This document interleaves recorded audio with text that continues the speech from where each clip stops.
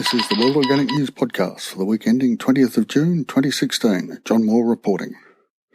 This week we start with the blog Testament of a Millennial and their post, Our Groundless Commitment to an Oxymoron, Sustainable Growth.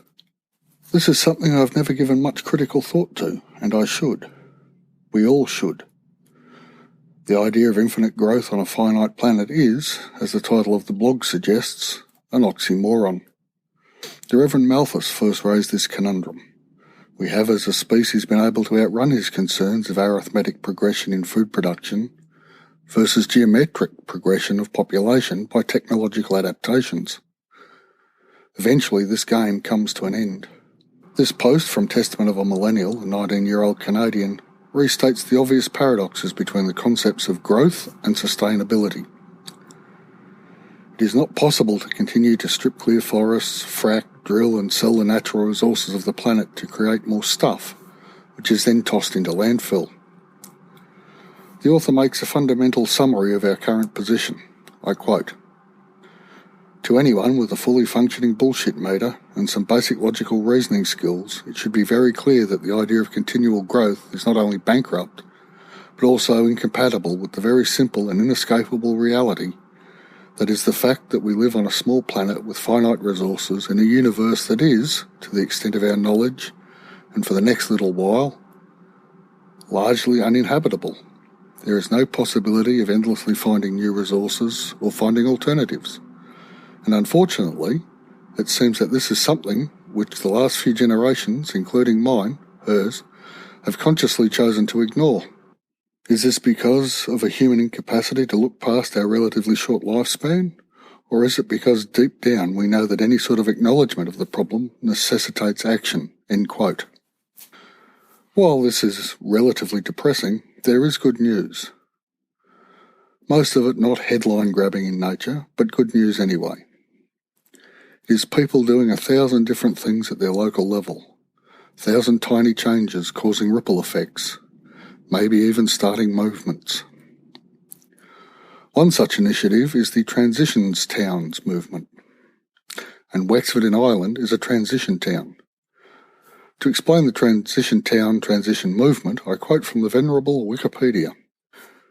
The terms transition town, transition initiative and transition model refer to a grassroots community project that aims to increase self-sufficiency to reduce the potential effects of peak oil, climate destruction and economic instability. The Transition Network, founded in 2006, inspired the creation of many of these projects. The post, Understanding Natural Farming with Larry Corn, from the blog Future-Proof Wexford, shows just how small changes are taking place. Natural farming is a great fit with this movement.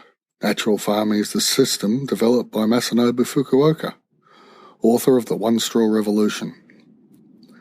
This book will be the subject of a series of supplemental episodes, which you'll be pleased to hear I have started writing. That it's turned up in Wexford, in a transition town, should be no surprise and much cause for celebration.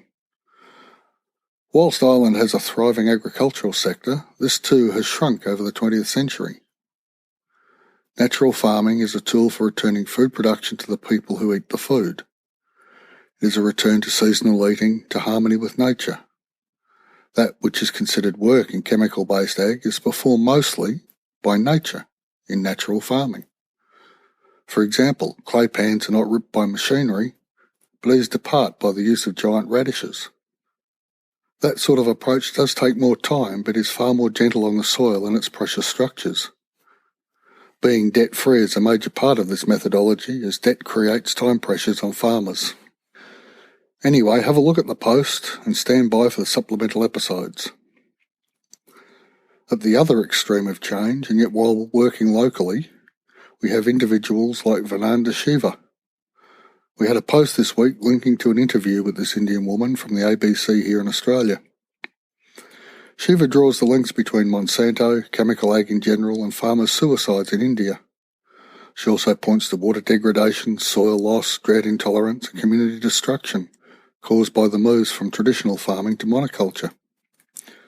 She also makes the point that 90+% of the world's farmers are women, and educating women and girls is another plank in her ideas. It is through women that Vinanda Shiva is creating a seed library to both save the developed local variability in seeds and to use them for adaptation to climate change. I would highly recommend to listen to her interview. And that brings us to the end of this week's podcast. If you've liked what you've heard, I'd really appreciate a review on iTunes, and this really does help others to find us. Thanking you in advance.